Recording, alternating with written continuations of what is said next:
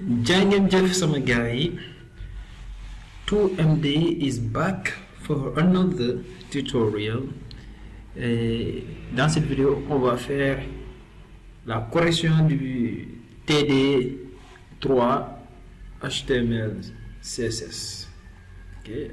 TD3, l'introduction au langage HTML CSS. On a déjà corrigé le TD1, le TD2.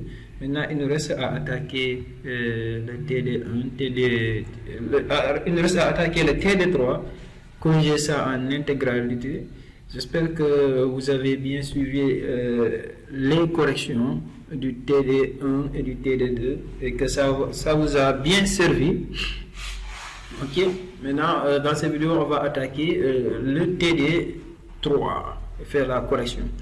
Et aussi, il y a un des abonnés, un étudiant que je connais très très bien parce que je l'ai formé à travers mes cours particuliers. Je donne des cours particuliers.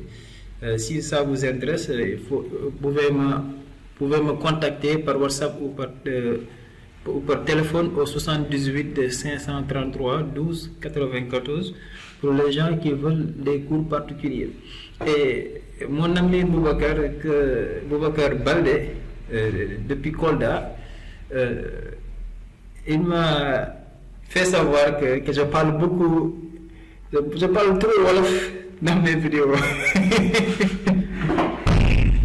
Comme que lui, il habite à Kolda, il ne comprend pas beaucoup le Wolof. Il veut que je parle beaucoup plus en français que le Wolof. Parce que le Wolof, il y a des étudiants au Sénégal qui ne comprennent pas le Wolof. Donc, il faut que je parle beaucoup plus le français parce que tous les étudiants comprennent le français et moins le Wolof. Ok, je vais faire cet effort.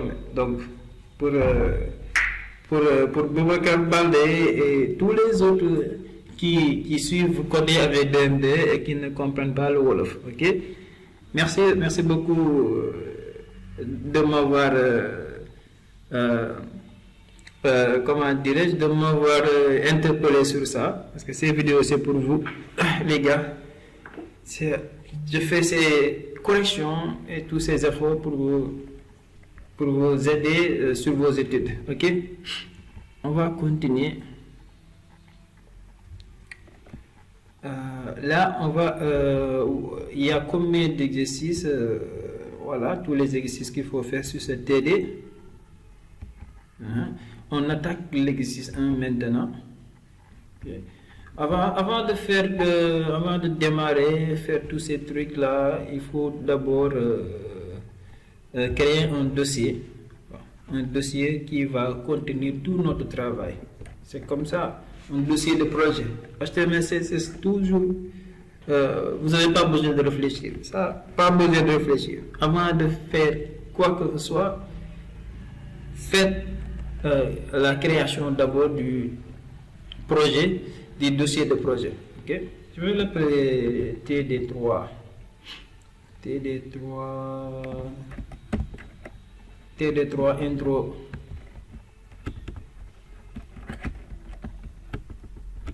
intro HTML CSS. Je vais l'appeler ça. Ensuite, je vais ouvrir ça sur VS Code. Okay. Moi, j'ai le raccourci, je peux ouvrir ça directement. Ok. Et là, si cette petite fenêtre vient, il faut taper sur oui ou bien yes. Si votre logiciel est en anglais comme moi. Là, on va créer un fichier. Ok. Et ce fichier, on va l'appeler quoi ça? On va l'appeler exercice 1.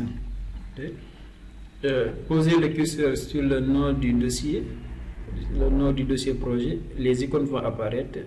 Prenez le premier icône, cliquez dessus et ensuite vous donnez le nom de la page HTML. Je vais l'appeler exercice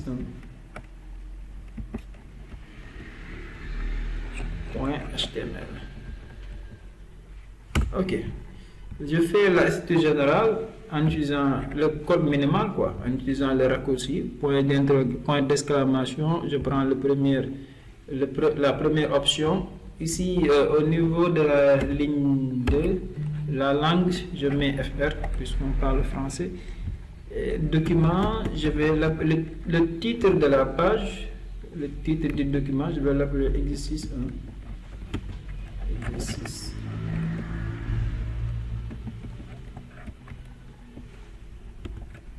Ok, et là maintenant, je retourne ouvrir le dossier de projet. Okay. Maintenant, vous voyez, je suis sur VS Code, la page est ouverte sur VS Code, je travaille sur la page pour écrire le code. Mais pour avoir un visuel de la page, il faut que j'ouvre ça sur le navigateur. La page se trouve dans le dossier de projet, tout se trouve dans le dossier de projet. Donc j'ouvre le dossier de projet, je regarde la page que je viens de créer, c'est là, exercice 1. Voilà. Et là, vous faites clic droit, ouvrir avec, vous choisissez le navigateur que vous voulez. Il y a Microsoft Edge. Moi, je préfère Google Chrome. Je choisis Google Chrome pour l'ouvrir. Voilà. Maintenant, ça ouvre, la page est ouverte sur le navigateur et je peux avoir un visuel de ce que j'obtiens sur la page. Okay. Vous voyez rien du tout parce que sur le code il n'y a rien du tout, il y a simplement le code minimal de la page, il n'y a rien du tout pour l'instant. Ok, on va maintenant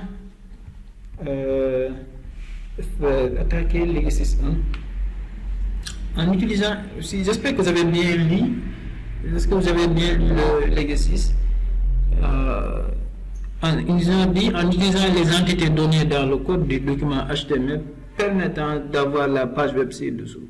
Donc ici l'exercice 1 c'est simple, on écrit simplement le code qui nous permet d'obtenir ce que vous voyez là.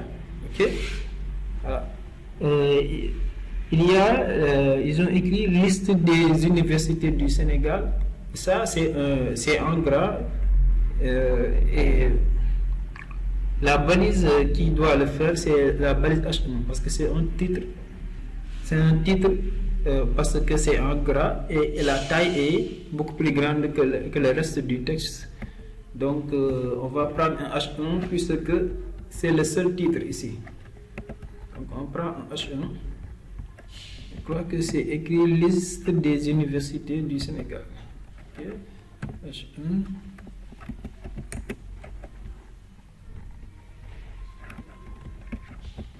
Liste des universités. Gars yi leen tànn pepp ceeb de ñoo xam ne bi ñu bind dañuy tànn pepp ceeb jégal leen wala mel ni mbala quoi gars yi tànn pepp ceeb. Ok, maintenant je retourne sur le navigateur pour actualiser, mais avant d'actualiser le navigateur il faut que le code soit enregistré. Moi j'enregistre pas mon code parce que j'ai activé l'enregistrement automatique. Pour activer l'enregistrement automatique, cliquez sur fichier et descendez en bas jusqu'à enregistrement automatique. Si vous l'avez activé, vous allez voir ce symbole à côté. Si vous ne l'avez pas activé, cliquez sur enregistrement automatique et le symbole va apparaître. Ok, et dans ce cas, vous n'allez plus enregistrer le code sur VS Code. Vous écrivez le code et vous laissez comme ça. Le logiciel VS Code fait l'enregistrement par lui-même. Et si votre page HTML est enregistrée, vous allez toujours voir une croix ici, une croix du moins. Vous allez toujours voir une croix ici si le code est enregistré. Mais si le code n'est pas enregistré, vous allez voir ici un rond plein qui est blanc. Un rond plein blanc ici va apparaître pour vous dire que vous n'avez pas encore enregistré votre code. You must save it. You must save it. Alright? Ok, on y retourne sur le navigateur. On actualise. Quand on a fait une modification sur notre code, pour que le navigateur nous donne le visuel, en tenant compte des modifications, il faut actualiser. J'actualise et là, vous voyez liste des universités du Sénégal.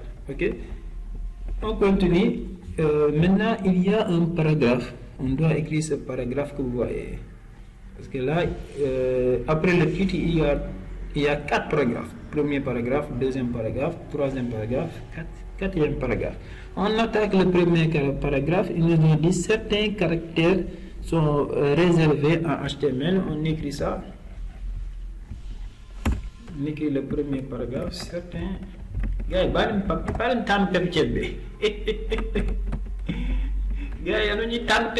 certains caractères sont réservés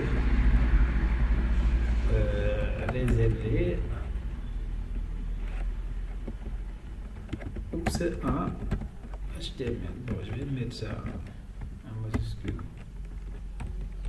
En HTML. Il n'est pas possible d'utiliser le signe inférieur. Il n'est pas possible. Oups, il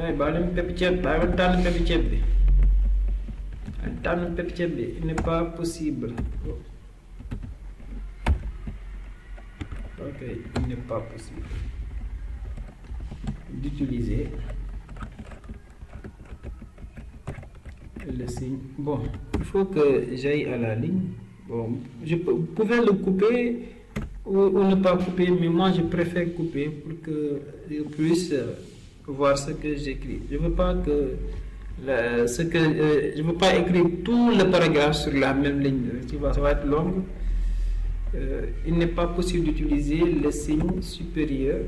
C'est ça qu'ils ont dit. Il n'est pas possible d'utiliser le signe inférieur, du moins. Le signe inférieur. Ok. Maintenant, on doit écrire ça.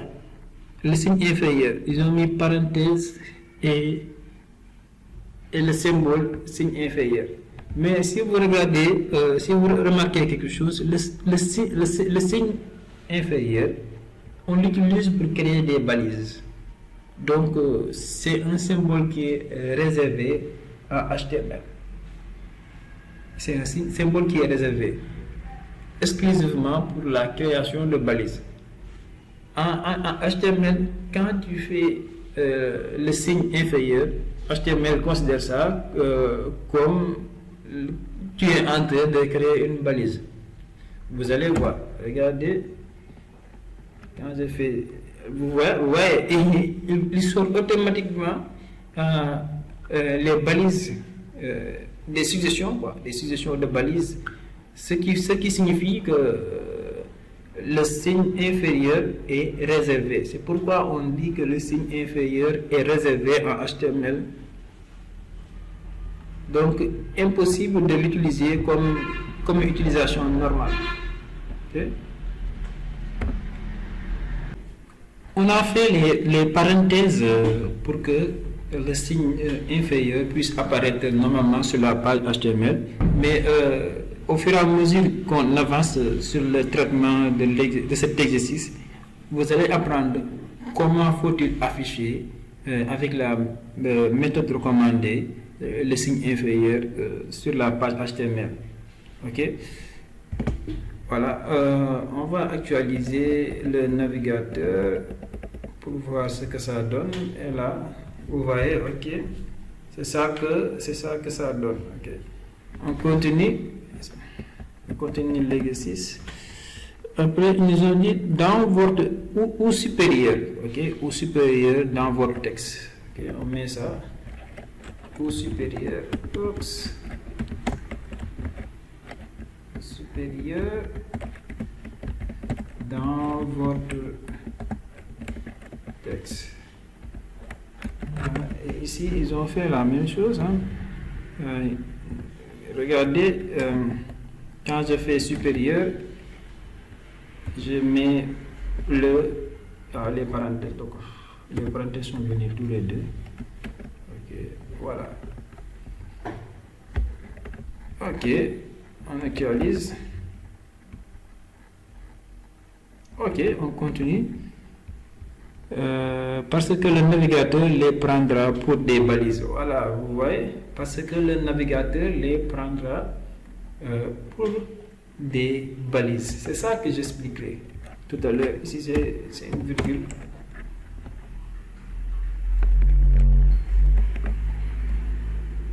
Ok.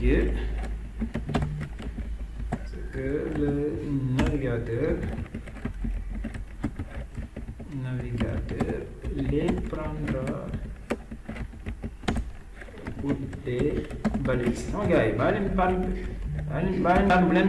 Tànn pepp ceeb bi tànn pepp ceeb bi gars yi ñi di bind di tànn pepp ceeb bi yërëm naa leen gars yi mais nag ça vient bind ci clavier bi au début mënul gaaw quoi au début day commencement bi day xaw nga pour nga miin clavier bi aussi dafa am ay technique d'écriture clavier on l'utilise si on l'enseigne quoi écrire au clavier en regardant l'écran.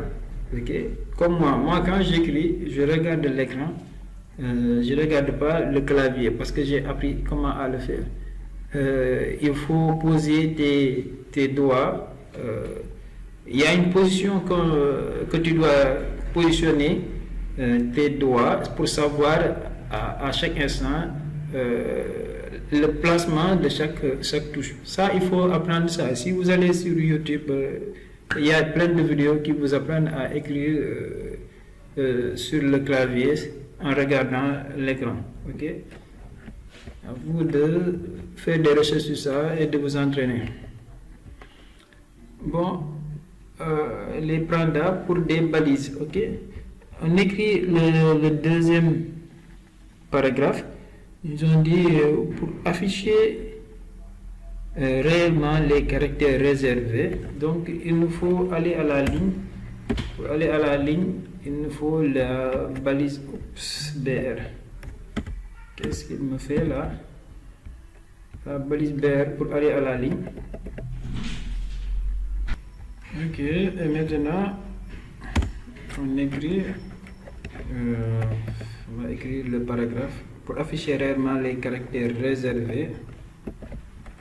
Voilà, là, il nous explique quelle méthode faut utiliser pour pouvoir afficher le signe inférieur et le signe supérieur sans que le navigateur considère ça comme des balises. Ok?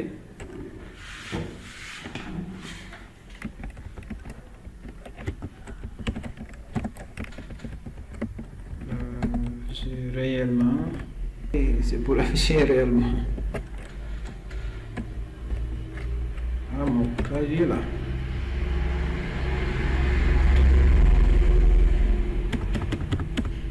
Clavier là, il déconne, hein. Il y a mon clavier qui déconne là. Je m'excuse.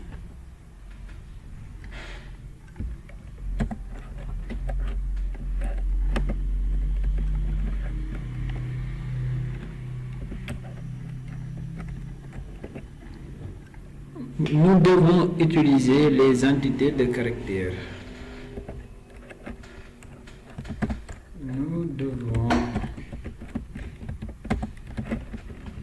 utiliser des caractères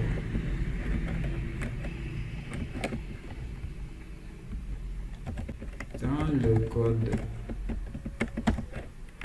HTML.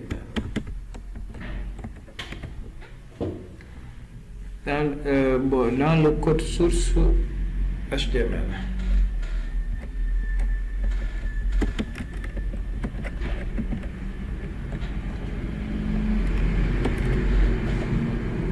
Ok, on actualise. Je vais aller à la ligne encore pour laisser de l'espace parce qu'ils ont laissé encore de l'espace. Je vais ajouter un deuxième BR pour aller à la ligne. Voilà, c'est beaucoup plus d'espace. On a beaucoup plus d'espace là.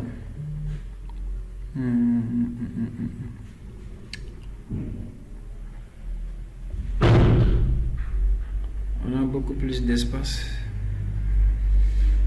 Ok. Bon, on va ajouter ça. Ajoutons un BR après le signe inférieur.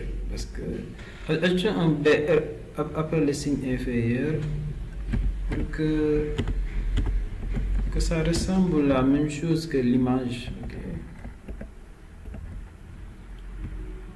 Voilà, après BR, voilà.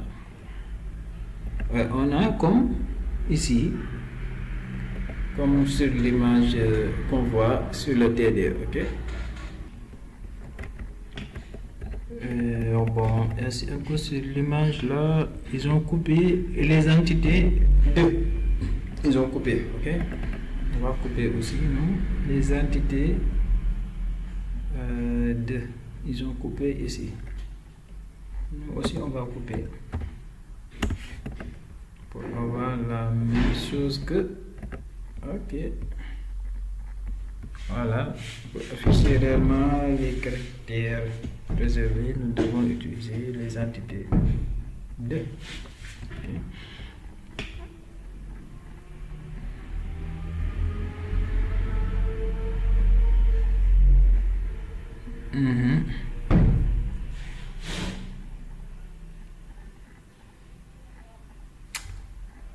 Voilà, on avance. Après le troisième paragraphe, ils ont dit syntaxe d'une entité. Là, ils nous apprennent sur ce paragraphe, ils nous montrent comment faut-il faire, quelle méthode il faut utiliser pour afficher ces symboles réservés tels que le signe inférieur, le signe supérieur. Et il y en a d'autres. Hein. Il y a d'autres signes réservés en HTML, comme comment dirais-je, le E commercial. Le E commercial aussi, c'est un symbole qui est réservé. C'est ça le E commercial. Je vous montre le E commercial. C'est ça le E commercial. En anglais, on appelle ça ampersand. C'est un signe qui est réservé aussi en HTML. Okay? Le syntaxe d'une entité, deux points, écrivons ça. Il faut aller à la ligne deux fois pour le nouvel paragraphe, le nouveau paragraphe du moins.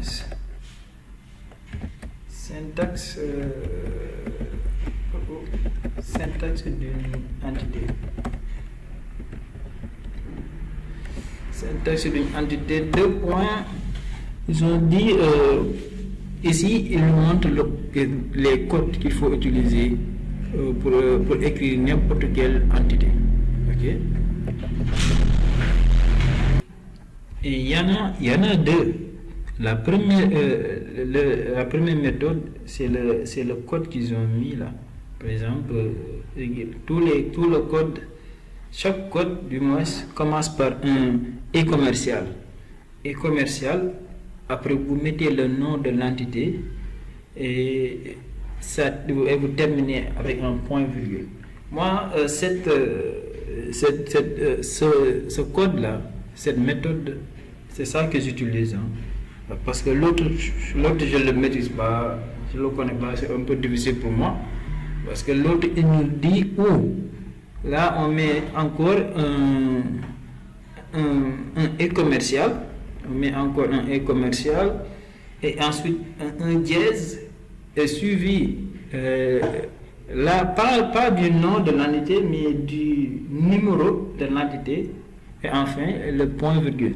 Mais le truc, moi, le niveau de l'entité, c'est difficile à retenir. Okay? Il faut consulter les documents pour voir quel est le numéro de l'entité et aussi il faudra se rappeler le numéro de l'entité à chaque fois que tu veux l'utiliser. Là, c'est un peu compliqué de se rappeler d'un numéro à chaque fois. Okay? C'est un peu compliqué. Donc, moi, je préfère la première méthode, le nom, quoi, qui consiste à écrire le nom de l'entité, quoi. Ok? Écrivons ça. On va mettre ça sur on va mettre ça sur le code. ils ont dit le e-commercial, entity name, c'est-à-dire le nom de l'entité, point virgule, ou dièse, d'abord, il faut d'abord e-commercial, dièse, entity. Entity en anglais, ça signifie entité en français. Entity. Number. Number, on sait tout ce que c'est, ça signifie nombre, numéro du moins. Point virgule. Voilà. Voilà, c'est ça qu'il fallait écrire. Ok. Regardons s'il n'y a pas d'erreur. Entity name ou voilà, entity number. Voilà. Maintenant, on va mettre le dernier paragraphe. Là, on va utiliser la méthode qu'on vient d'apprendre pour afficher le signe inférieur que vous voyez sur le dernier paragraphe.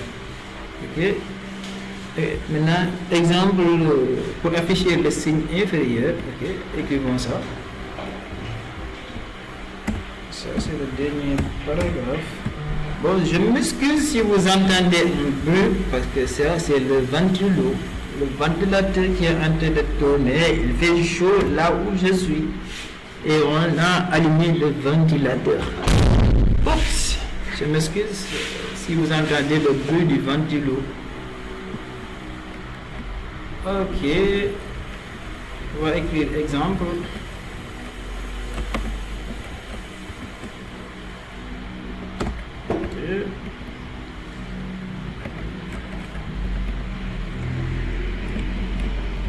Pour afficher le signe inférieur, okay. Là on va utiliser la méthode là. Okay, on va utiliser cette méthode là pour le faire. D'abord on met quoi? On met un e-commercial et on met le nom de l'entité. Les noms sont en anglais, c'est pas en français. Le signe inférieur en anglais on appelle ça less than. C'est ça qu'on appelle ça, less than. C'est ça qu'on l'appelle en français, en anglais. Le signe inférieur, on appelle ça less than. C'est ça qu'on l'appelle en anglais. Mais on va pas écrire le nom comme ça. Le nom, on va l'écrire, on va abréger le nom. Ok? Dans le code, on abrège le nom. Et l'abrégiation qu'ils ont pris, c'est LT. Ok? Vous ne pouvez pas savoir ça à l'avance, vous ne pouvez pas inventer ça. Il faut consulter le document en ligne. Parce que même moi, au début, je ne savais pas. J'ai regardé, j'ai cherché un document en ligne pour me montrer les codes pour chaque caractère réservé en HTML. Il faut faire des recherches sur Google. Demandez à tonton Google. Il faut poser la question à tonton Google. Ok?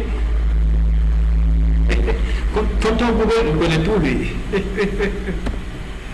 Allez, c'est ça. Et là, vous allez voir, c'est comme ça qu'on écrit le signe inférieur. Okay? Le signe inférieur, c'est comme ça qu'on l'écrit. C'est la méthode qui est recommandée. Ou bien l'autre méthode qui est là. Ou bien l'autre méthode aussi, si vous voulez, pour afficher le signe inférieur sur votre page HTML. Ok, là j'actualise et là vous voyez l'exemple pour afficher. Voilà, j'ai oublié vraiment de faire le zoom. Je m'excuse. J'ai oublié de zoomer depuis le début quoi. Exemple pour afficher le signe inférieur.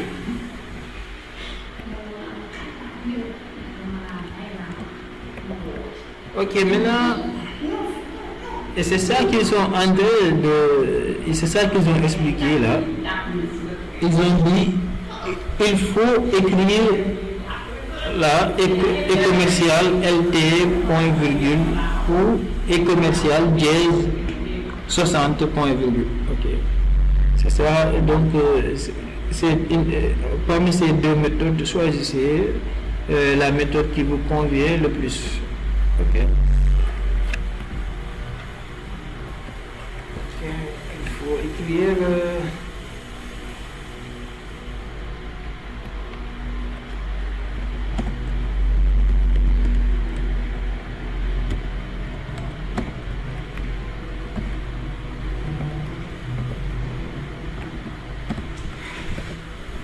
Il faut écrire encore un autre 2 points.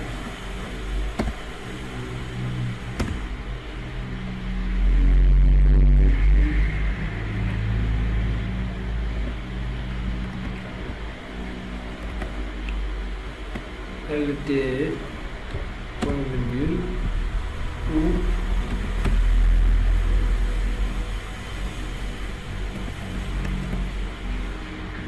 dièse 60.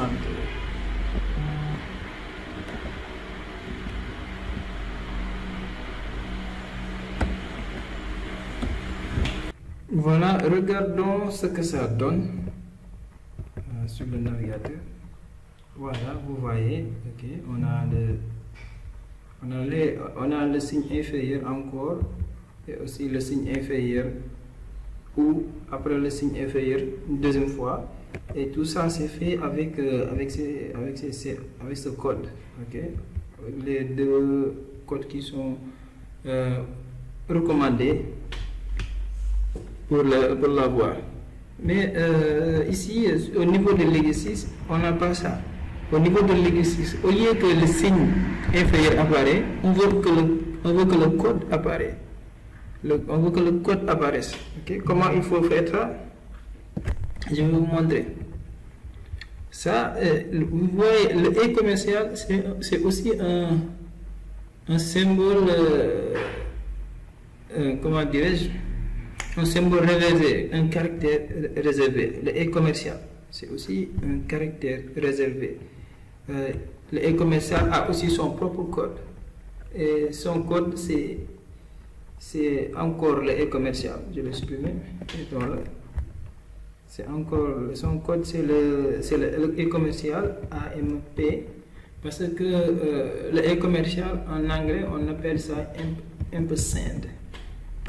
On appelle ça ampersand en anglais, le E commercial. Même on écrit simplement AMP. AMP, AMP les gars. Après vous mettez point virgule et vous allez voir, on va obtenir comme on le voit sur le TD. Ok, je vais actualiser. Et là, qu'est-ce que vous voyez? C'est super, hein? Vous voyez? Voilà. Ok.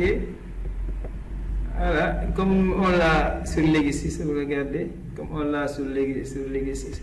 On va faire la même chose pour le signe inférieur qui apparaît là. On doit voir le code. Au lieu de voir le signe inférieur, on doit voir le code qui permet d'avoir le signe inférieur. On fait la même chose et pour le faire, on remplace simplement le E commercial par son code.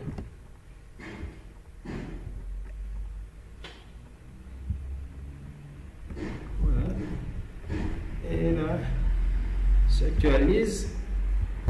Tada! Et là, on a terminé. On a fait l'exercice. Là, voilà. Ok. On va passer vers l'exercice 2. Ok, on passe vers l'exercice 2. Ici, l'exercice 2, il nous demande de créer un document HTML en mettant le jeu de caractères UTF-8. En deuxième question, il nous dit d'écrire le code qui nous permet d'avoir ce symbole. Bon, qui nous permet d'avoir le tableau des symboles monétaires ci-dessous. Ok, c'est ça qu'il nous demande de faire. D'accord. Alors, c'est très intéressant. Hein? Très, très intéressant. Alors, les gars, maintenant, si vous êtes fatigué après l'exercice, hein, faites une pause, allez boire du café, manger un petit peu quelque chose. Et là, vous allez revenir pour qu'on continue avec l'exercice 2. Et ne vous inquiétez pas si ça vous paraît un peu compliqué lorsque vous voyez ça. Ouais. Inch'Allah, je vais expliquer tout étape par étape et décortiquer tout ça qui vous paraît compliqué va être facile, Inch'Allah. Restez avec nous. Voilà, je suis sur le VS Code. Maintenant, on va démarrer l'exercice 2. Ouais, ok. On va créer un nouveau fichier, appeler ça exercice 2. Ouais, c'est ça qu'on va appeler. Oups, où est le point là? HTML, ok. Il y a quelque chose qui s'est passé là. Voilà. Maintenant, sur l'exercice, je crois qu'ils ont dit créer un document en y mettant le jeu de caractères UTF-8. Ça, c'est ça qu'ils vont demander, mais en faisant le raccourci, ça vient directement, ok? Ça vient directement avec le raccourci. C'est ça qu'ils demandent, quoi, le jeu de caractères UTF-8. Si vous faites le raccourci, ça vient automatiquement. Maintenant, on va donner comme titre du document exercice 2. Ok, exercice 2.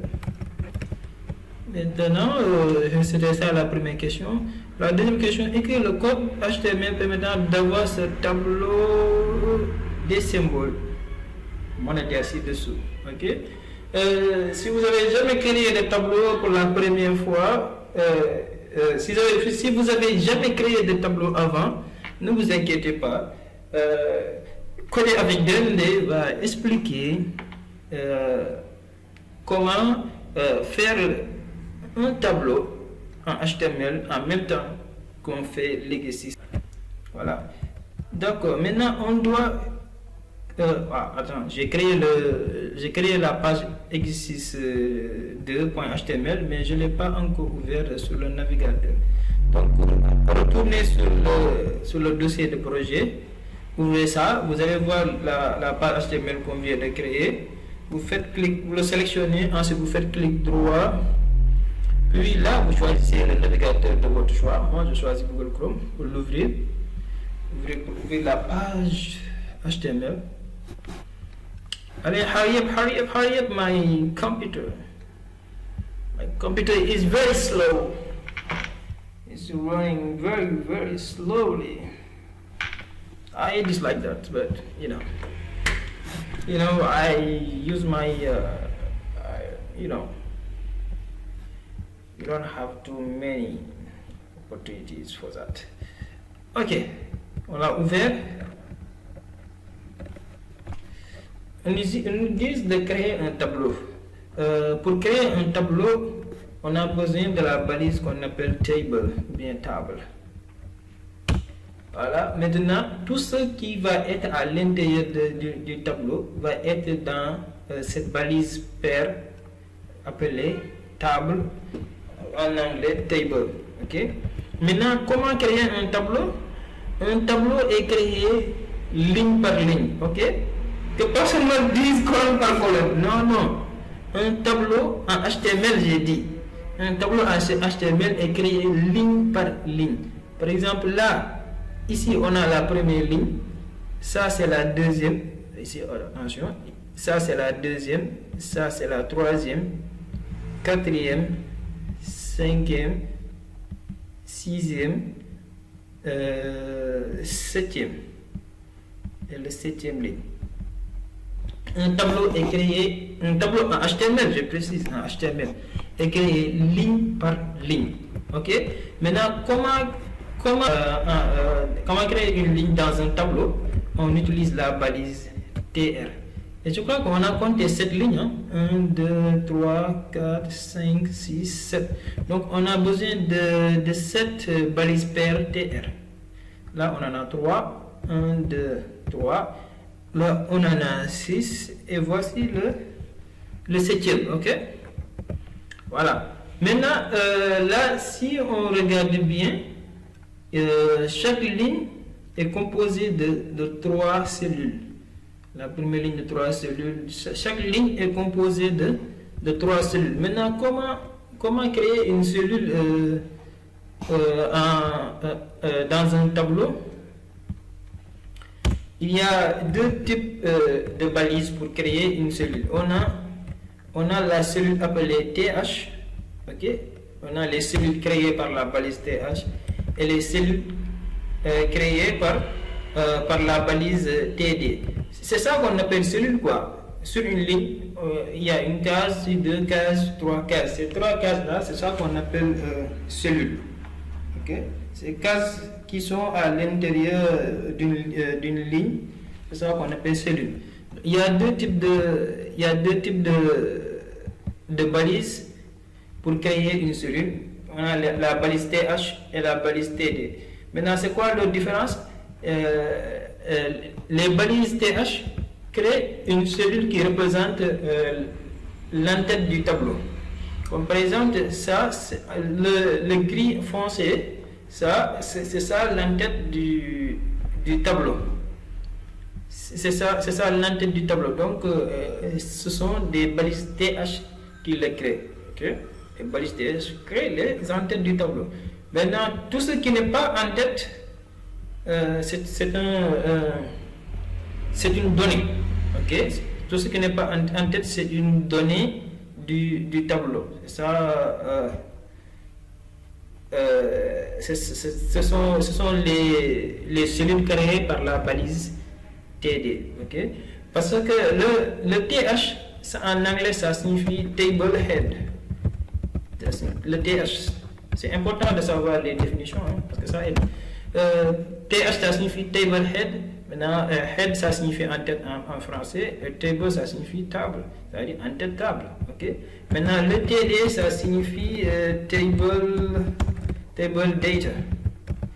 Table data, data moins données.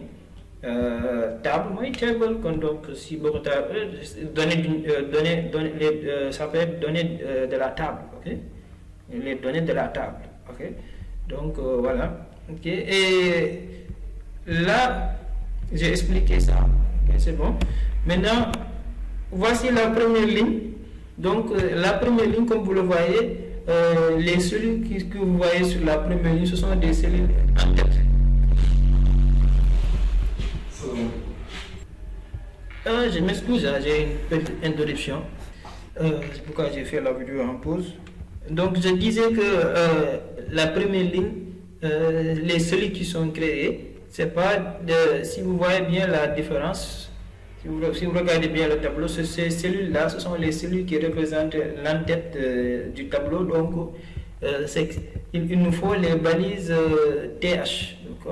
Voilà. Et on en a 3 cellules, donc on a besoin de 3 cellules TH. Voilà. Et la première cellule TH, ils ont écrit pays, région. On va leur donner ce qu'ils ont écrit. Ok, pays, région. Et moi, je copie-colle. Hein. Ouais, cas ça ne vient pas.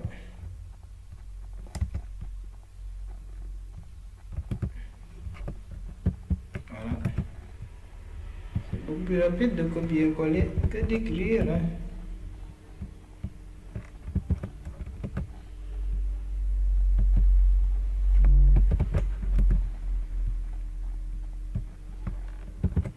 Voilà.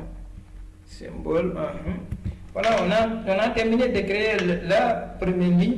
Donc, on attaque la deuxième ligne. La deuxième ligne, vous voyez ces cellules, il y a 3 cellules comme la première ligne.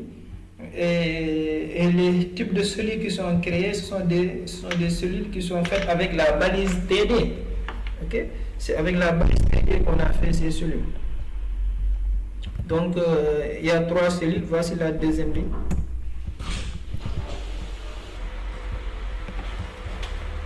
On met les cellules, 3 cellules, et ces cellules qu'on voit, ce sont des cellules de données.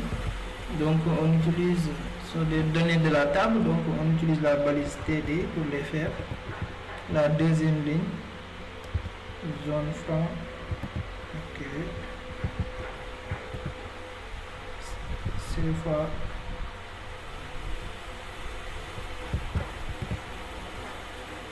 Je copie-colle. XOF. XOF. Voilà, maintenant, après avoir fait ces deux lignes, on va aller actualiser notre navigateur pour voir ce que notre code a donné. Ok, c'est ça que vous voyez. Vous allez être étonné de voir ça, hein, parce que là, on a créé un tableau, mais on ne voit pas les lignes du tableau. C'est bizarre, hein? On ne voit pas les lignes du tableau, on voit simplement les données qu'on a entrées sur une ligne, après sur une autre ligne. Mais vous ne voyez pas les traits des lignes qui séparent les données, tout ça. C'est pas aussi, ça ne ressemble pas à ce qu'on voit sur l'exercice. Hein? Oui. Pourquoi? Parce que ça, c'est ce que vous voyez sur le document, les traits, tout ça là, l'arrière-plan couleur, ça c'est fait avec le langage CSS. HTML permet simplement de mettre de faire la structure et de mettre les données. C'est ça que HTML fait. Créer la structure et mettre les données. C'est seulement ça que HTML fait. Maintenant, les traits qui apparaissent, la couleur, les couleurs d'arrière-plan, tout ça se fait avec CSS. Okay? Je vais vous initier un petit peu au langage CSS avant que vous arriviez au cours CSS. Je vais un peu vous initier pour que vous goûtez un petit peu au langage CSS. Vous allez adorer, c'est vraiment sympa, c'est vraiment trop cool le langage CSS. Vous allez beaucoup plus adorer HTML si vous avez, quand vous découvrez CSS beaucoup plus. Maintenant, comment écrire le langage CSS? Comment écrire le code CSS? Vous venez ici à l'intérieur de head, à l'intérieur de la balise head, créer une ligne et écrivez la balise style, ou bien en anglais style. Ok, c'est une balise de paire. Maintenant, pour écrire la structure, ou bien la syntaxe du code de CSS, c'est toujours comme ça qu'il faut l'écrire. On écrit un sélecteur, ou bien des sélecteurs, ensuite on met des accolades et à l'intérieur des accolades on va mettre le code CSS. C'est cette syntaxe qu'on utilise pour écrire du code CSS. C'est cette bloc. On va créer plusieurs blocs de cette qui respectent ce syntaxe. Plusieurs blocs comme ça qui respectent ce syntaxe. C'est seulement ça c'est comme ça qu'on utilise le code de CSS. Maintenant, sélecteur, un sélecteur ou bien des sélecteurs, c'est simplement les balises HTML que vous voyez sur notre page HTML. C'est simplement les balises HTML. Un sélecteur, c'est simplement une balise HTML qu'on cible. Okay? Parce que une balise HTML qu'on cible, pourquoi on le cible? Parce que on veut ajouter du style sur cette balise. Par exemple, c'est quoi le rôle de CSS? C'est simplement ajouter du style sur une balise. Je vais vous donner un exemple. Par exemple, nos femmes ici au Sénégal ou bien partout dans le monde, chaque femme peut porter la même robe, mais la même robe peut différer d'une femme à une autre à cause de leur style. Parce que une femme peut porter une robe, la même robe mais en couleur rouge. Une autre personne peut porter la même robe en couleur rose et d'autres vont porter une autre femme une troisième femme peut-être va porter la même robe avec la couleur blanche, avec des ornements sur la robe, tout ça. Mais c'est simplement, c'est toujours la même robe pour ces trois femmes, mais c'est le style qu'elles ont mis sur la robe qui diffère. C'est ça qu'on appelle le style. C'est toujours la même robe, mais chaque femme a personnalisé sa robe en y mettant du style. Ok? Bien des styles. C'est ça que fait le langage CSS. C'est ça que CSS fait. Le langage CSS permet d'ajouter du style sur les balises HTML. Ok? Et par exemple, si on compare avec notre exemple de la vie réelle, c'est le fait d'ajouter de la couleur, des ornements, tout ça, c'est le langage CSS qui le fait sur les balises. Ok? Parce que là-bas, les femmes ajoutaient de la couleur, des ornements sur le robe. Mais ici, sur notre codage, c'est CSS qui a tout ça sur. Ok, maintenant, on va ajouter du style sur la balise table pour que la table puisse avoir des traits.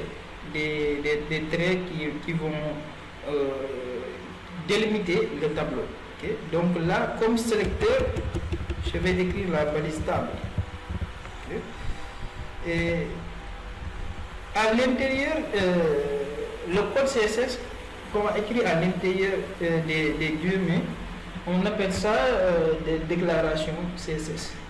Et chaque déclaration CSS a un nom. Pour ajouter des lignes sur un tableau, la déclaration CSS qui fait ça, on appelle ça border. Okay? On appelle ça border. Maintenant, après avoir écrit le nom de la déclaration, on met 2 points toujours. Et après les 2 points, on met les valeurs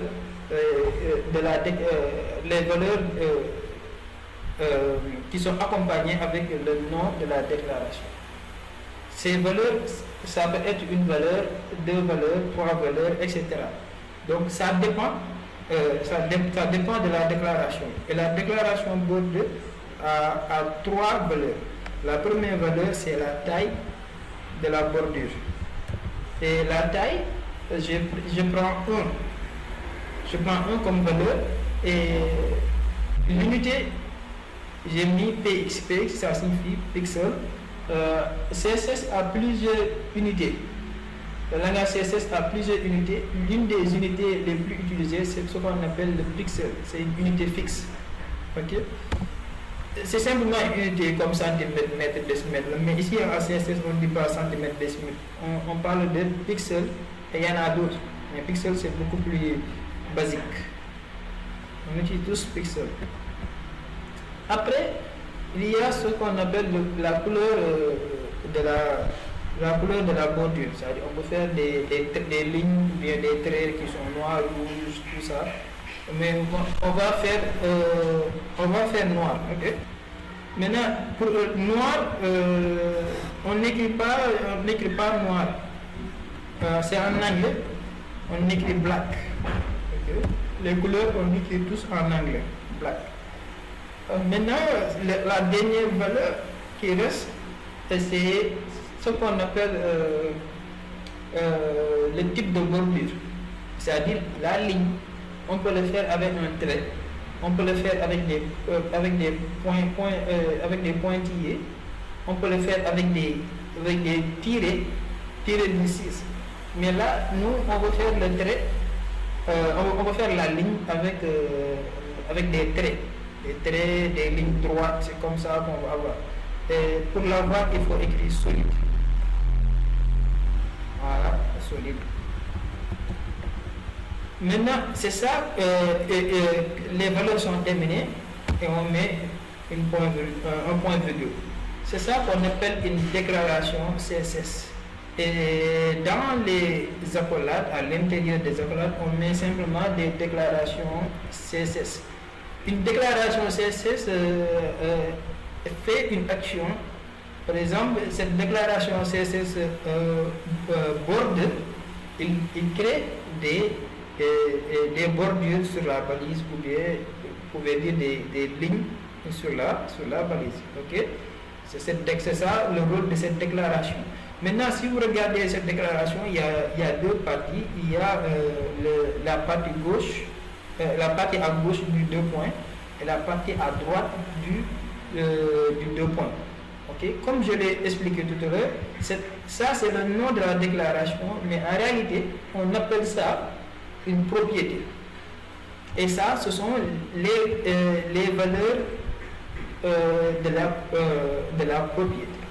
Okay? Donc, en résumé, une déclaration CSS est composée d'une propriété et de ses valeurs ou valeurs. Parce que là, la propriété borde a plusieurs valeurs, donc on dit, donc ici, borde, voici ses valeurs. Mais il y a d'autres propriétés CSS qui ont une seule valeur. Voilà, en résumé, le langage CSS pour vous permettre d'avoir un avant-goût avant d'attaquer le langage CSS. Ok. Maintenant, on va actualisons notre tableau. Et là, que vous voyez maintenant des lignes. Ok. Vous voyez des lignes, des traits. Ok. C'est super. Mais c'est pas toujours terminé. Ça reste, hein. Ça ressemble pas vraiment à ça reste, hein. Ça reste, il manque les traits à l'intérieur, les lignes à l'intérieur. On n'a pas les lignes à l'intérieur. Okay? Maintenant, les lignes à l'intérieur, ce sont les lignes des cellules. Parce que là, voici les lignes du tableau. Maintenant, il nous manque les lignes des cellules. Parce que ça, c'est une cellule. Ça, c'est une cellule. Ça, c'est une cellule, ainsi de suite. Tout ce que vous voyez là, ce sont des cellules. Maintenant, il nous manque des lignes au niveau des cellules. Donc, c'est ça qu'on va ajouter. Donc, on a deux types de cellules, les cellules TH et les cellules TD. Donc, ce qu'on a besoin, c'est ajouter des lignes, sur les deux types de cellules. On va utiliser la syntaxe du langage CSS comme je vous l'avais écrit, comme je vous l'avais dit au début. Le langage CSS, c'est comme ça qu'on l'écrit. Ce sont simplement des blocs. C'est ça qu'on appelle un bloc CSS. Okay? Ça, on appelle ça un bloc CSS ou bien une règle CSS. Okay? Une règle CSS, c'est ça qui est beaucoup plus adéquat. On appelle ça une règle CSS. Donc le langage CSS est composé de règles CSS et dans chaque règle CSS, on a des sélecteurs et à l'intérieur des blocs, on a des déclarations CSS.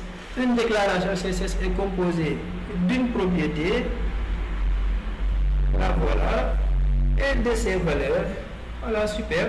Un résumé parfait du langage CSS. Et là, je vais changer pour mettre TD. Okay. Et là, j'actualise.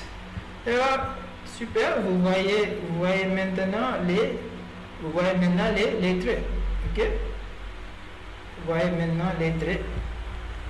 Bon, je crois que au lieu de mettre ça sur le TD, je l'ai mis sur le TD. Ok. Essayons de mettre ça sur les TR. Les lignes là qu'on a fait, essayons de mettre ça sur les TR, c'est-à-dire sur les lignes des tableaux, okay? La base TR. Vous voyez des bases TR. Essayons de mettre ça sur les TR. Seulement quoi? Ça donne la même chose. Ok, donc on va laisser donc les TD. Laissons les TD. Je voulais faire. Laissons les TD comme ça. Ok, c'est mieux. Je dirais que c'est la même chose. Voilà. c'est la création du tableau qui n'est pas encore terminée. C'est pourquoi vous voyez cette zone-là vide. C'est la création du tableau qui n'est pas encore terminée parce que vous voyez qu'on a d'autres TR qui sont là. D'autres terres qui sont là, qui sont vides. Ces terres vides-là sont représentées par cette zone. On va les remplir après. Maintenant, on va ajouter quelque chose de spécial qui va nous aider. Parce que là, vous voyez que les lignes des cellules, là, ils sont séparés. Vous voyez? Pays, raison, ici il y a un espace, après les autres lignes commencent sur devise, il y a de l'espace ici, quoi. Voilà, les espaces. On va essayer de résoudre ce problème. Pour le résoudre, il faut aller sur ça. Vous vous rappelez bien, j'ai dit qu'on appelle ça une règle CSS. Entrez dans la règle CSS avec le sélecteur table et on va écrire une nouvelle déclaration. Cette déclaration, sa propriété s'appelle border collapse. Border collapse, c'est pas un problème. Border collapse. Et là, ici, border collapse, c'est propriété à une seule valeur. Et la valeur qu'on va mettre, collapse. Collapse en français, c'est quoi ça? J'ai oublié vraiment la traduction de collapse en français. Je crois que c'est étendre. Je crois que c'est étendre, si je ne me trompe pas. Okay. On va actualiser. Voilà, et là vous voyez, okay, border collapse, ça règle notre problème, comme vous le voyez. Ok. Alors on continue maintenant, on va continuer à remplir notre tableau. En ce moment, on va remplir simplement chaque ligne. Remplissons chaque ligne pour l'instant. Ça c'est la deuxième ligne des cellules TD. On a besoin de 3 cellules TD. Donc, ce sont des données de la table. Les données de la table, c'est créé toujours avec la balise TD. Remplissons maintenant rapidement. XOF. Ok, je remplis. Alors sur la troisième ligne, non, la quatrième ligne.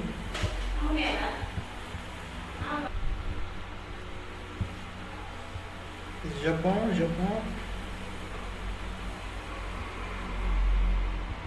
Copier la quatrième ligne.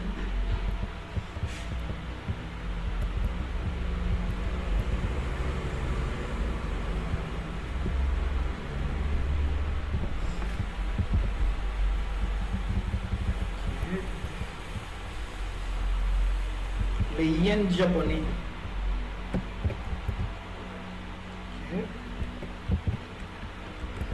Maintenant, bon, attends. Ah, j'ai fait une erreur. Royaume-Uni.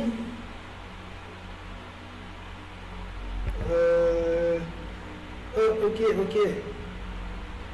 Le Royaume-Uni, livre sterling. Après, j'ai pas mis le symbole. Erreur de ma part. Ok. Royaume-Uni, livre sterling, la troisième ligne, il y a le symbole du livre sterling. Voilà, arrivé ici, il faut aller voir votre cours, hein, votre support de cours de la séquence 3. Il y a un tableau pour les symboles réservés. Vous avez vu le livre, on appelle ça pound en anglais. Et voici le code. Vous copiez ça. Et là, on va coller ici le pound. Et ensuite, ils ont mis parenthèse livre. Okay. Voilà. Oups. J'avais fait une erreur là-bas. Ok, le yen japonais, le yen japonais, où est le yen? On prend le code du yen. Pourquoi ça ne vient pas, lui? Ah, c'est pas grave. D'où ça vient? Ok. Oui, voilà, c'est sélectionné. CTRL-C pour copier. Et là, j'écris le yen. Voilà, j'ai vraiment fait du n'importe quoi.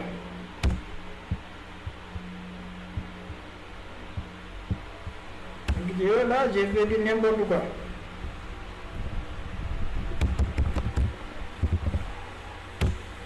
Je suis pressé, je vais faire ça rapidement jusqu'à faire du n'importe quoi. Japon. Là, c'est le yen.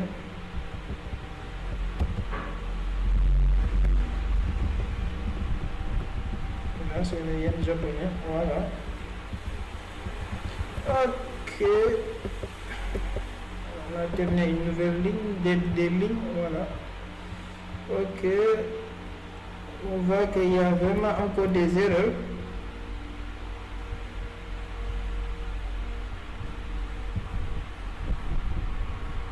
Pourtant, ça est normal ici. Je sais pas pourquoi Japon, yen japonais. Je sais pas où se situe l'erreur.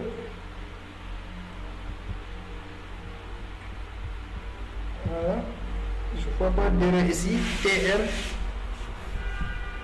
TD. Je vois TD, yen, TR, TR.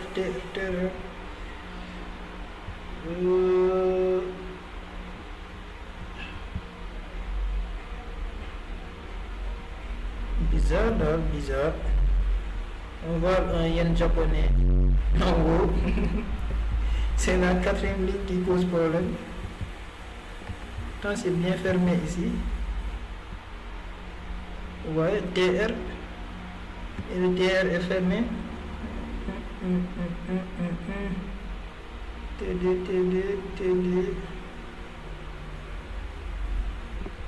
Yeah. C'est bizarre en tout cas.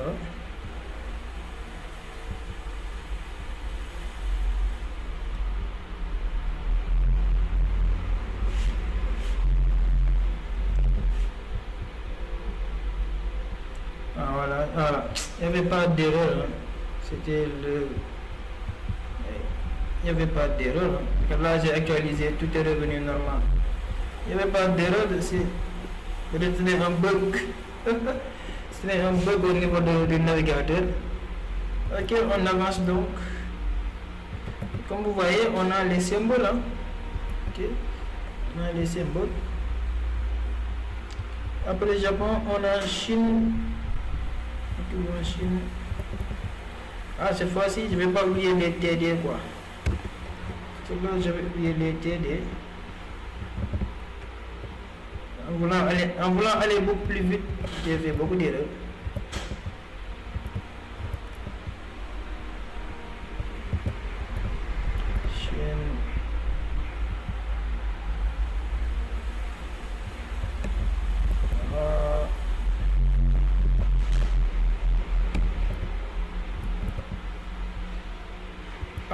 On va mettre encore le yen. Hein.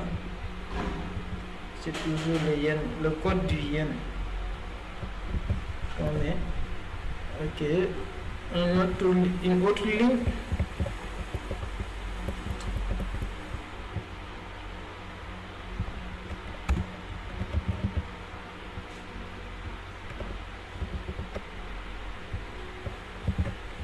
Zone euro, la zone euro. Euro, les francophones là. Ok, maintenant il nous faut le code pour avoir euro. Là voilà.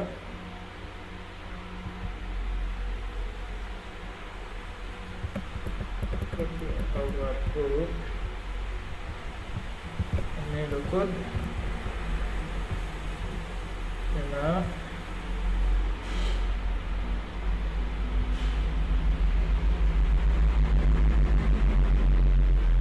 a ça qui vient.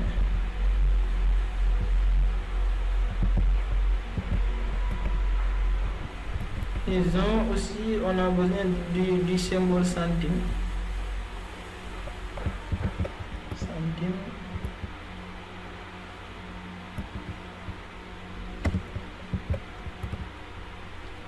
Centime euro.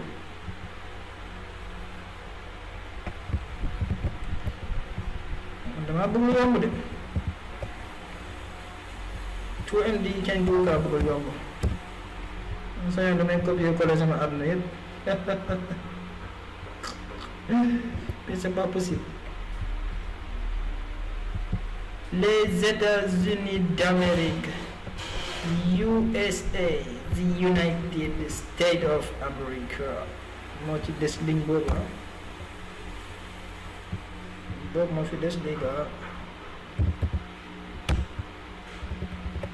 The United States of America.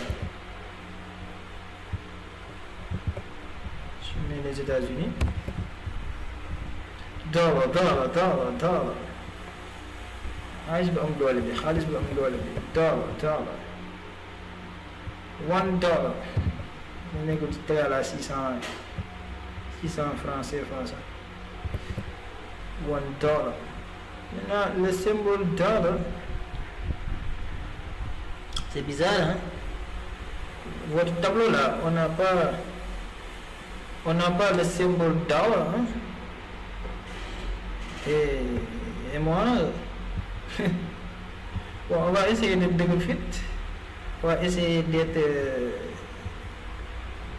on va essayer un petit peu on va essayer si ça va marcher parce que là je vois pas sur le tableau le code pour le symbole dollar. Bon, essayons un petit peu, tentons chance. Écrivons dollar pour voir ce que ça va donner. Dëgër fit rek. Ouais, mais ça marche les gars. Oui, code bi nekk de loolu la. mais temps de chance rek man xaw ma ko woon de. man temps de chance rek pour xool ne code bi dina ñëw daanaka ñëw na. J'ai tenté chance hein. Ouais, attention. J'ai tenté ma chance hein, mais ça a marché hein. C'était ça le symbole, c'était ça le code pour le symbole dollar. Ok. Et là, il y a le cent qui vient, le cent aussi qui vient. Même le système américain, j'ai aussi le centime quoi. Il l'appelle cent quoi. Il l'appelle cent. 2 cents. Ils ont mis $2 and $2.50 Ah, d'ailleurs, il y a le 50 cents. Si vous le connaissez. Many men.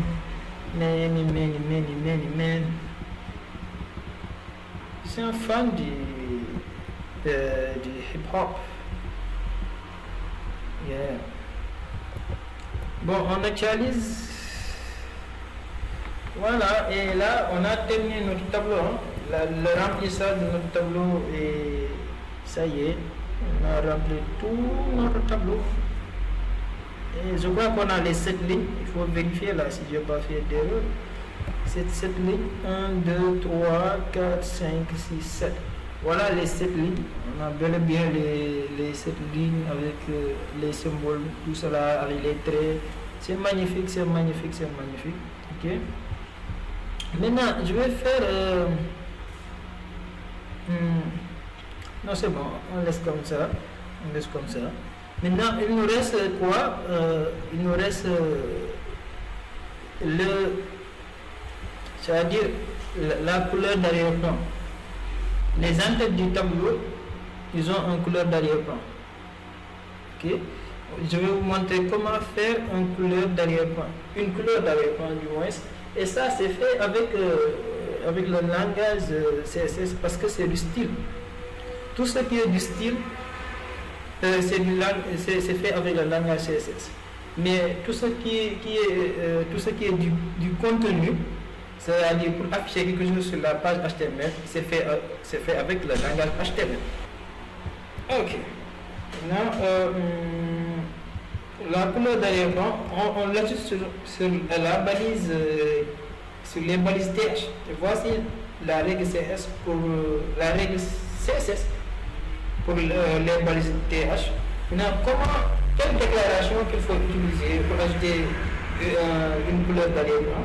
C'est la déclaration qui a pour propriété CSS background color. Background color en français, ça signifie simplement couleur d'arrière-plan. Parce que regardez, color, ça signifie couleur, et background, ça signifie arrière-plan. Donc vous voyez que c'est pas diable le langage CSS, c'est pas diable. Peut-être que c'est le langage anglais que vous ne comprenez pas les mots, mais si vous avez quelques notions en anglais, CSS va être très facile pour vous. Si vous comprenez les mots, c'est-à-dire pour la première fois que vous voyez border, allez chercher la traduction en français de border. Et là, vous allez savoir à quoi signifie border. Si vous le savez, ça va rester dans votre tête facilement. Quand vous avez, par exemple, si vous faites un exercice que vous avez besoin d'une bordure, vous dites que j'ai appris quelque chose qui me permet de faire une bordure, et cette déclaration, sa propriété s'appelle border, et c'est terminé. Ok. Maintenant, la couleur que je vais mettre, c'est une couleur, c'est la couleur, cette couleur, c'est une couleur qui est grise, hein. C'est un peu gris là. Okay. Maintenant, là, je ne vais pas parler, c'est-à-dire les couleurs. Par exemple, si je peux mettre red, okay. Si je fais red, ça signifie rouge. Toutes les couleurs en CSS sont écrites en anglais. Okay. Là, vous voyez, j'ai rouge. Okay. Mais ce n'est pas rouge qui est sur le TD, c'est pas rouge. Hein. C'est pas rouge qui est sur le TD, c'est gris. Maintenant, il y a différentes manières d'écrire la couleur. Là, j'ai utilisé la forme, j'ai utilisé le nom de la couleur. Mais il y a une autre forme ou une autre écriture de donner le nom de la couleur. Cette forme, ça commence par un dièse. Ok, ça commence par un dièse suivi de 3 caractères ou bien de 6 caractères. Ces 3 caractères, ils peuvent être des lettres, ils peuvent être des numéros. Okay? Maintenant, pour avoir la même couleur que sur le TD, il faut ajouter 3 lettres, CCC. Ok, ça, on ne l'invente pas. Hein? On ne l'invente pas, ce sont des documentations qui sont en ligne. Par exemple, si vous tapez les couleurs en HTML, on va vous montrer on va montrer une documentation de chaque couleur et chaque couleur son nom ou bien son code. Ça, c'est un code. Je n'ai pas utilisé le nom de la couleur, mais j'ai utilisé le code de la couleur. Il existe le nom de la couleur et le code de la couleur. Par exemple, même le red que vous voyez, la couleur rouge, si vous écrivez le nom de la couleur red, ça va apparaître. Mais aussi, il existe un code pour avoir le rouge en utilisant son code. Là, je vais avoir le gris en utilisant son code. Ok? Il n'y a rien de diable. Et là, que vous voyez, j'ai la même couleur en utilisant son code. Je n'ai pas utilisé son nom, j'ai utilisé son code. Si vous utilisez si vous utilisez son nom aussi, ça passe. Okay? À moins que si vous connaissez le nom, si vous utilisez un autre nom comme yellow, vous n'allez pas avoir ce gris, parce que yellow ça donne jaune, vous allez avoir jaune. Okay? Voilà.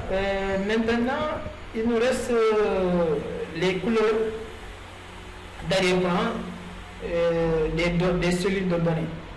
Okay? Ça, ce sont les cellules d'entête. Ça y est, on a terminé les couleurs d'arrière-plan. Maintenant, il nous reste les couleurs d'arrière-plan pour les cellules de données. Maintenant,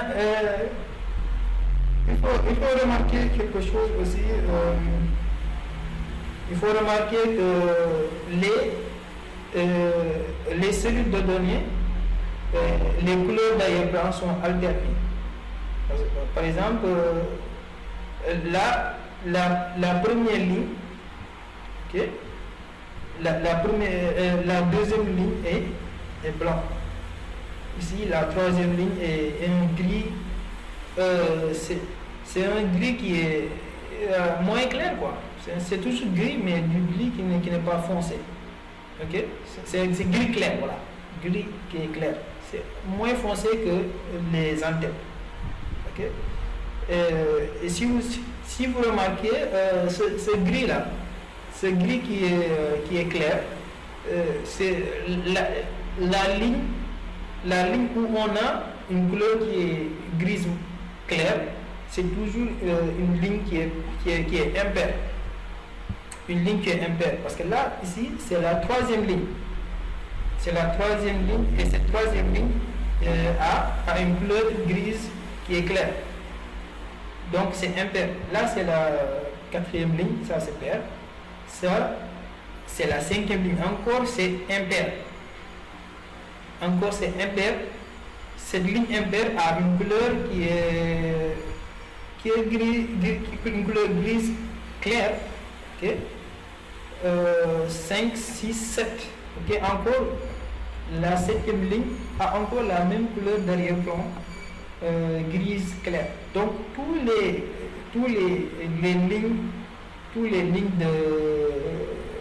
lignes qui ont des cellules de données, ils ont une couleur grise claire si la ligne est impaire. Si la ligne est impaire. Les autres lignes qui sont des lignes avec des numéros pairs, ils ont une couleur d'arrière-plan blanche. Parce que là, c'est la deuxième. La deuxième ligne, c'est pair. Donc, ça, c'est blanc. C'est blanche, la ligne. Là, c'est le quatrième, c'est blanche. Là, c'est le sixième, c'est blanche. Toutes ces lignes ont des numéros pairs. Donc, seulement les lignes avec un numéro impair qui ont la couleur grise qui est claire. Ok. Maintenant, comment on va donner? Parce qu'on sait donner des arrière-plans à des lignes. Mais comment donner des couleurs d'arrière-plan à des lignes qui sont seulement impaires? Ok. En fait, ça c'est ça. Parce que là, pour donner une couleur d'arrière-plan, on utilise background color. Mais et ici, les lignes, voilà, on va l'écrire en même temps. Ce sont des lignes, ok? On va donner des background color. On va donner des background color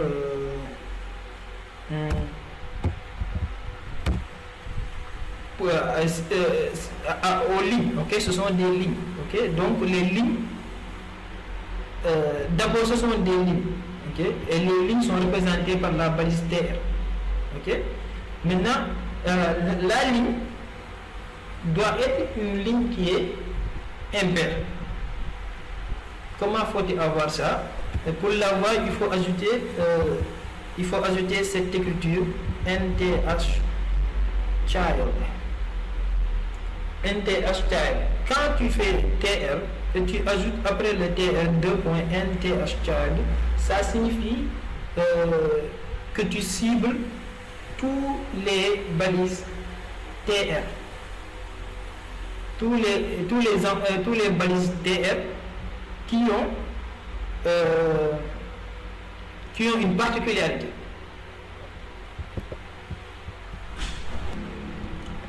En réalité, le NTS child, ça permet d'ajouter une particularité. Je m'excuse les gars.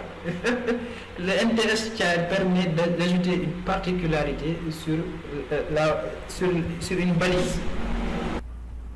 Maintenant, quelle est la particularité? La particularité que nos lignes ont ici, les lignes impaires. Voilà, je suis en train de dire ça, je l'ai dit accidentellement. La particularité de nos lignes qui ont qui ont la couleur d'arrière-plan grise claire, leur particularité, c'est le fait qu'elles sont impaires. Okay? Et c'est ça qu'on met ici, impair. Mais comme on est en anglais, impair ça signifie odd. Okay? Et il ne reste qu'à simplement faire la déclaration CSS. Background color qui permet de mettre une couleur arrière-plan. Maintenant ici, pour avoir le code qu'il faut utiliser pour avoir cette couleur de grise, couleur grise qui est claire, c'est JS F2, F2, F2. Je ne l'invente pas, hein. Ce sont des codes qui sont sur Google. Okay? Il faut demander simplement à tonton Google pour vous répondre. J'invente rien du tout. Okay? Là, j'actualise.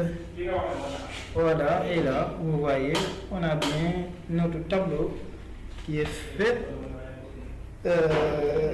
avec HTML et CSS. Et on a le même design. Les gars, c'est super.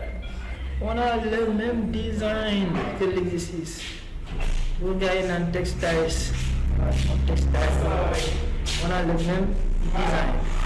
Voilà, c'est ça qu'on nous demandait de faire sur l'exercice 2. Voilà, je suis vraiment content, c'est super. Hein. C'est du plaisir. Hein. Coder, programmer, c'est pas facile, mais c'est du plaisir. J'ai beaucoup de plaisir. Coder pour le plaisir ici sur la chaîne YouTube. Le codage, c'est tout d'abord un plaisir. Okay? Voilà, prenez une pause, l'exercice 2 était vraiment longue. On a beaucoup travaillé sur ça et aussi des tableaux. Il y a certains que c'est probablement quelque chose de nouveau pour vous. On prend une pause et on attaque l'exercice 3. Voilà, on va continuer maintenant avec l'exercice 3. Ici, on nous demande d'écrire le code HTML pour avoir ces trois formules. On va aller d'abord créer le fichier HTML pour l'exercice 3. Ok. Exercice 3.html. On met le code minimal en faisant point d'exclamation, choisir le premier choix. Ensuite, on change le EN, mettre FR. Parce que nous, le texte, si notre code HTML a du texte, le texte, on l'écrit en français. Okay. Le titre du document, on va mettre exercice 3. Ok. Maintenant, allons sur notre dossier de projet. Voilà, vous voyez l'exercice 3 qu'on vient de créer. À vous de voir, hein. Soit vous faites clic droit, comme ça, clic droit, après vous faites ouvrir avec et choisir un navigateur. Ou bien, si le navigateur qui apparaît, comme par exemple, pour moi, c'est Chrome qui apparaît, et moi, Chrome me suffit. Donc, je vais faire double clic pour ouvrir directement la page. Voilà, exercice 3, vous le voyez. Il n'y a rien, on n'a pas mis de code pour l'instant. On n'a rien mis sur le body, donc vous ne voyez rien du tout. Ok, on continue. Maintenant, on fait la première formule. La formule numéro 1, ils ont fait un point. Nous faisons un point. Après, ils ont mis un x est égal.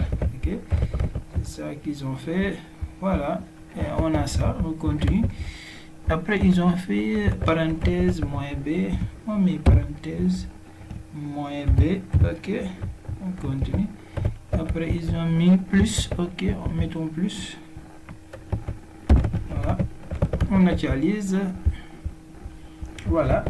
Maintenant, il y a quelque chose de nouveau. Comment faire la racine en HTML. Voilà.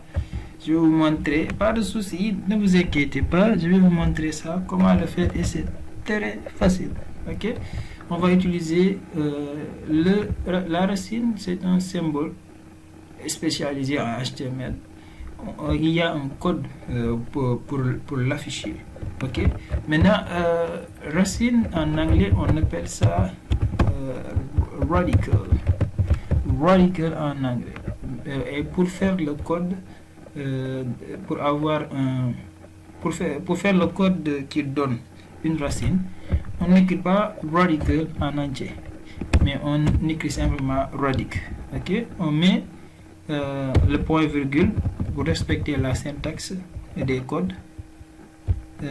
Et là, on met l'esperluette ou bien le E commercial ou bien ampersand en anglais. Ok, et ça va nous donner notre racine. Et là, vous voyez, c'est magique, les gars. C'est magique. Ah, j'adore le langage HTML. J'adore. Ah, comprenez. Nous sommes des passionnés ici. Chez Coder avec DMD. Chez Coder avec DMD. Sur la chaîne YouTube Coder avec DMD. Nous sommes des passionnés. Nous codons pour le plaisir. Ah, là, c'est super, hein? Nous codons pour le plaisir. C'est en codant qu'on devient codeur. Sur la chaîne YouTube Coder avec DMD. Donc, les gars, faut coder seulement. Il n'y a pas de magie. Il n'y a pas de magie, c'est pas diable. Il faut coder seulement. Ok. Après, la racine, ils ont mis une parenthèse. La racine, c'est B au carré moins 4AC. Ok. La racine, moins une parenthèse. Là, on sait comment mettre le B. Mais comment mettre le carré? Ça, je vais vous montrer comment le faire. C'est une balise qui le fait. Ok. Je vais copier ça. Maintenant, monsieur tel. J'adore la facilité. Je fais simplement copier-coller. Copier-coller, copier-coller. Oups. Je vais laisser le slash là-bas. C'est une balise paire qu'on appelle sup. Cette balise-là, il va nous mettre... parce que B au carré, le carré c'est la puissance de 2. Et sup, la balise sup permet de mettre une puissance. Maintenant, la puissance de 2, le carré c'est une puissance de 2. Donc il faut écrire 2 à l'intérieur de la balise sup et vous allez voir qu'on va bel et bien avoir B au carré. Wouhou! Nice! Yahoo! Ok, on continue. Voilà. Et là, qu'est-ce qu'on met? Moins 4AC. On écrit simplement moins 4AC et c'est terminé. Moins 4 AC. Ok, c'est terminé. Ok, là, il nous reste quoi? Il nous reste à faire un slash. Bon, ça, bon. On n'a pas besoin de code pour le faire. Un slash, vous faites un slash. Après, ils nous ont dit une parenthèse. On met une parenthèse. Maintenant, 2 fois A. Et voilà, on a terminé notre code. On a terminé notre première formule. Là, on va attaquer deuxième formule. Mais si vous voyez, deuxième formule, on a déjà appris comment faire des carrés. Le reste, on écrit simplement. Ils ont mis A au carré. Mettons A au carré.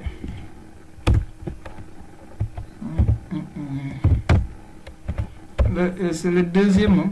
La deuxième formule, c'est un jeu d'enfant. Voilà. C'est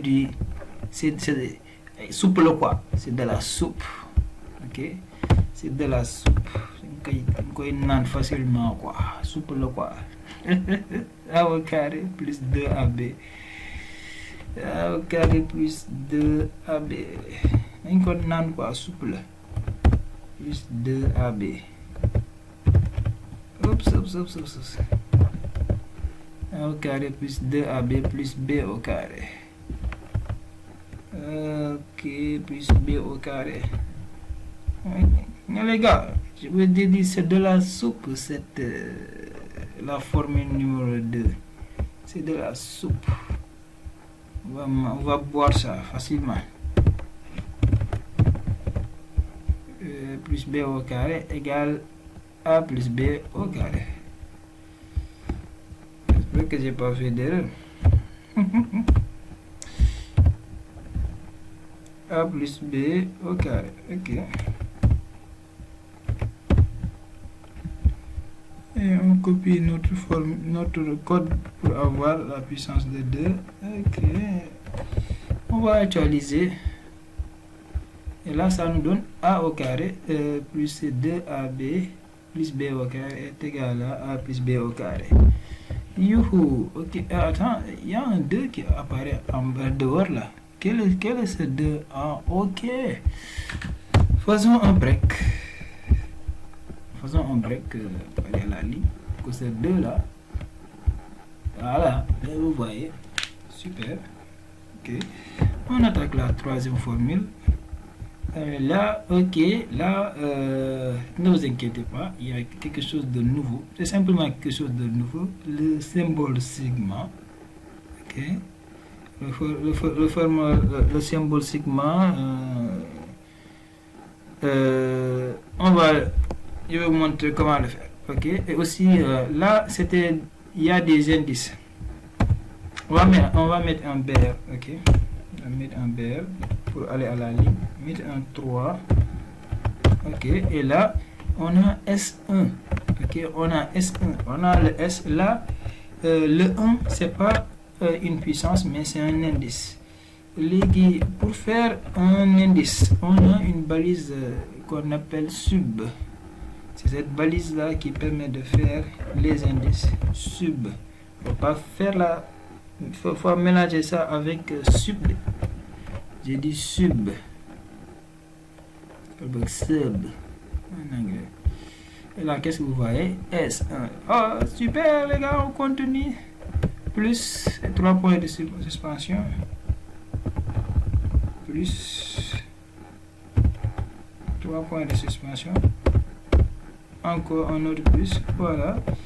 Ils ont mis encore un SN. Donc, je vais copier ça. Et là, mettre simplement à la place du 1N. Qui va me donner ça.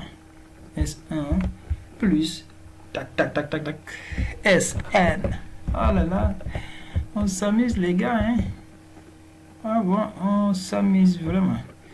Ok, je vais mettre aussi de l'espace ici. Je vois que sur le TD, ils ont mis de l'espace. Ok, on met de l'espace. Donc, pour eux, maintenant, on met égal. Il nous reste maintenant à faire le monsieur sigma. Ok. Maintenant, le symbole sigma, c'est un symbole spécialisé. Donc, il y a un code pour l'afficher. Et comme d'habitude, tous les codes commencent par le ampersand ou bien sperluette. Et là, suivi du nom du symbole. Ici, le sigma, en anglais, on appelle ça sigma. Et là, on finit, après le nom, on met le point virgule. Voilà, c'est ça. Et là, on va actualiser pour voir ce que ça donne. Ouh. Voilà, on a un problème. Là, on a un problème. Moi, je croyais que c'est sigma. Je croyais que c'est sigma. Sigma. Pourquoi ça ne vient pas? Bon, c'est la même chose. Hein. Ah! Oui, c'est le S majuscule. Ok. Ah, bon, je tentais simplement. Je tentais simplement. Il faut le faire S majuscule. Ok. Vous voyez, il faut le faire le 7 majuscule. Il faut faire S majuscule. Excusez-moi. Il faut faire le S en majuscule pour que ça apparaisse. Ok, on a le sigma maintenant. Ouais, alhamdoulilah. On est chanceux pour ce coup-là. Sur ce coup-là, on a été vraiment chanceux. Ok. Maintenant, on met le S et là, ensuite, on met l'indice. L'indice, c'est I. Ok, indice, c'est I. Ok, le I, le I. Le I, le I, le I. Voilà. Et là, on actualise. Voilà. Voilà. S1 plus 3 points de suspension plus Sn égale sigma DSI. Ça sont des formules mathématiques. Hein.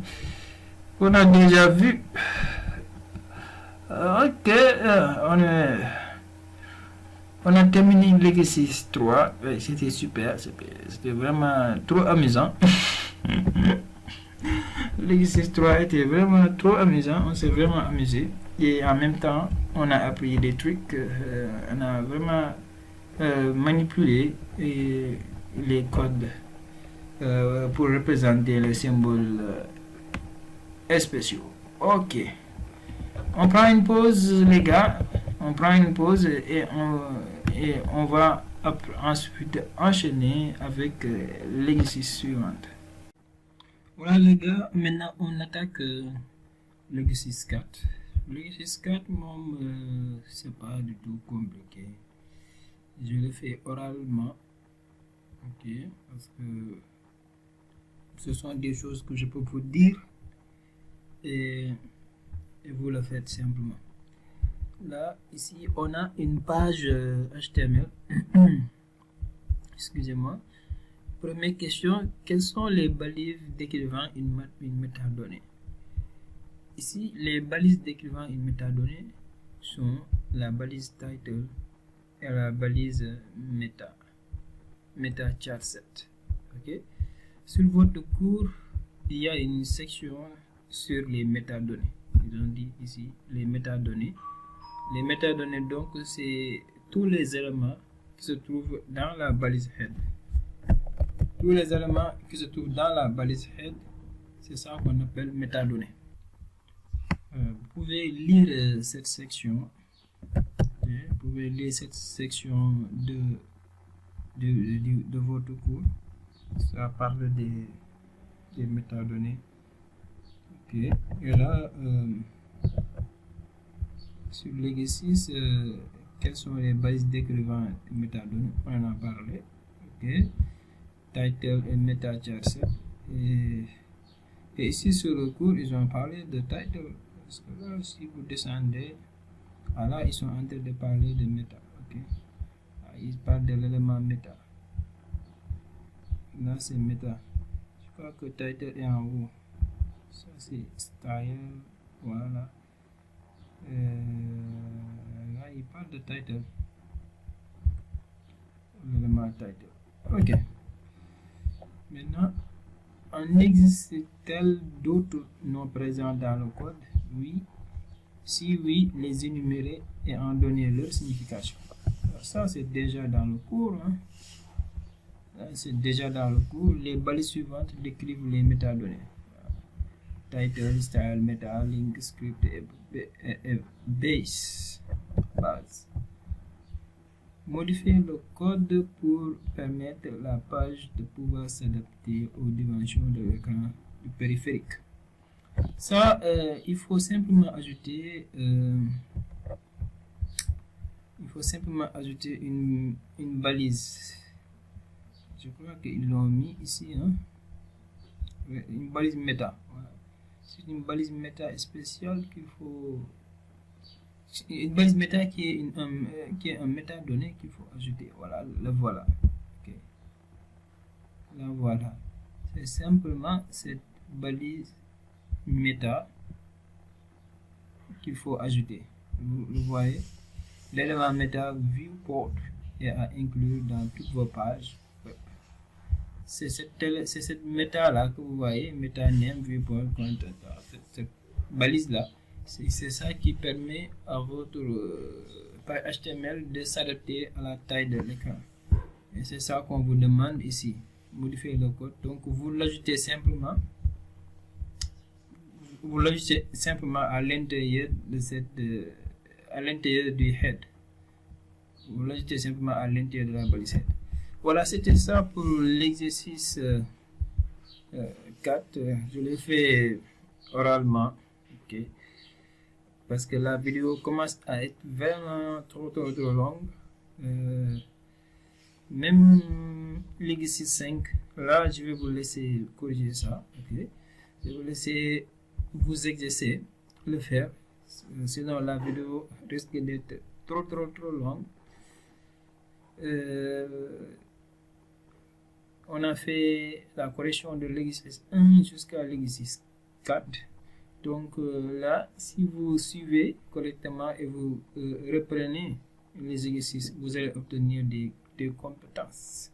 Vraiment, de très bonnes compétences qui vont vous servir, Inch'Allah, dans le futur, pour créer vos futurs sites web, applications web.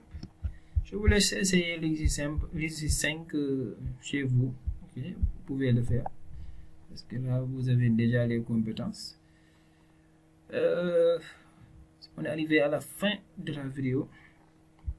N'oubliez pas de vous abonner. Si vous ne l'êtes pas encore, d'aimer la vidéo. Vous soutenir ma chaîne YouTube. Et aussi, laissez un commentaire. Les gars, laissez un commentaire pour simplement dire, même si vous avez rien à me dire, dites simplement merci. Dites simplement merci. Parce que je veux sentir votre présence sur les commentaires, que je puisse savoir qu'il y a des gens qui me suivent et qu'il y a des gens qui s'intéressent aux vidéos que je fais sur les corrections et que je fais sur les cours, tout ça. Il y a des gens que ça intéresse. Parce que ces vidéos, c'est pas pour moi. C'est pas pour moi, c'est pour vous. C'est pour vous, les gars. Et si je vois que ça vous intéresse sur les commentaires, je vais continuer à en faire encore. Voilà. Merci d'avoir regardé la vidéo. That was 2 and I'm gone.